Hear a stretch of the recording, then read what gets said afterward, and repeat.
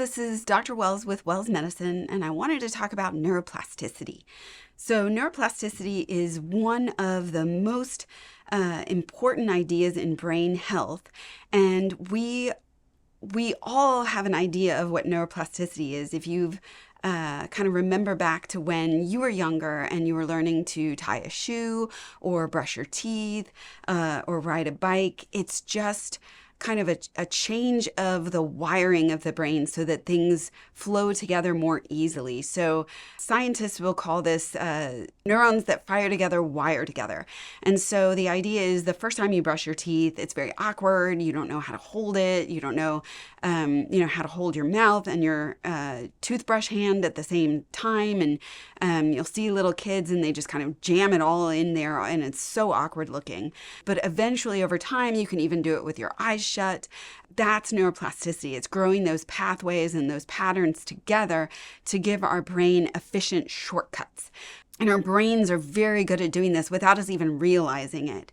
So we have these shortcuts that we're very adept at growing, especially when we're younger. And there was a lot of thought process for a long time that older people really don't have any neuroplasticity anymore.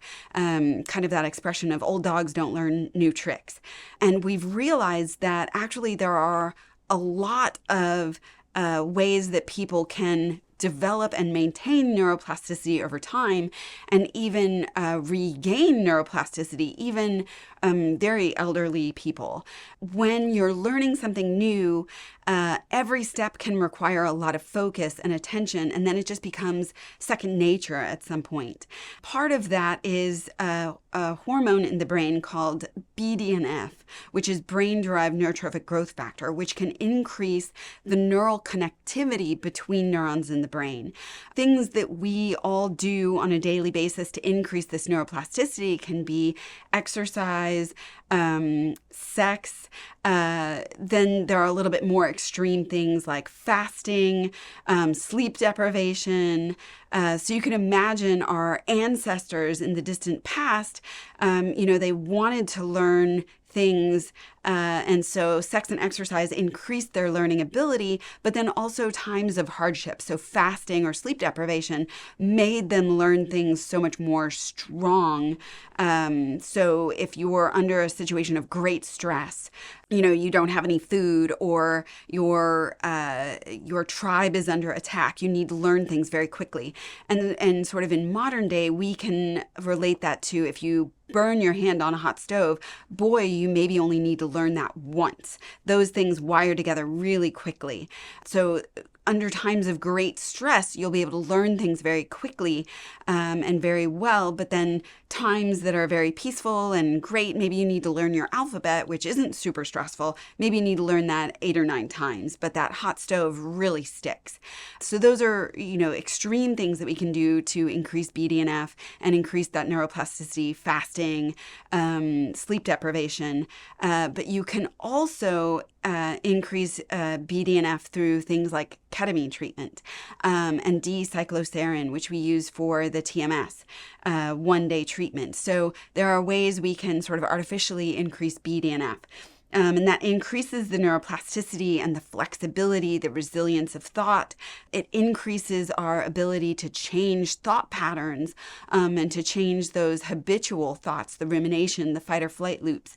So especially in depression, OCD, anxiety, chronic stress, we get stuck in these repetitive loops. And that's where the BDNF of the D-cycloserine for the TMS, the BDNF of the ketamine can really help us get off those thought patterns and thought loops. And that's why the ketamine can work so differently than things like SSRIs, which can take a little bit more time, 4 to 6 weeks to be active, whereas ketamine can take 1 to 3 visits to be active. And it can work a little bit more effectively when SSRIs or SNRIs haven't been helpful because it works on a totally different pathway, the neuroplasticity BDNF pathway versus SSRIs and SNRIs on the neurotransmitter pathways. So I like to think of neurotransmitters as sort of the messages sent between nerve connections and the BDNF as growing those nerve connections. So if you think about messages, BDNF creates a lot more post offices to send and receive the neurotransmitter messages. So they can work together, but they work on very different pathways. And so having more post offices to send and receive those messages can just increase the overall benefit of those SSRIs and SNRIs that patients may already be on or that they don't feel are very helpful. Having more post offices to send and receive those can increase the effectiveness of those medications as well, even if they hadn't been working or had been working but stopped being as effective. And this doesn't change people's innate personalities or change their, force their moods to change, but rather it creates a window of neuroplasticity or a window of ability to change. And this is why we talk about therapy being so effective and so much a part of this, because the therapy can really help patients notice what thought processes might be keeping them stuck and might help them find other thoughts to get out of the stuck habits and open up that window of where to change. And then the ketamine allows the change to be more effective.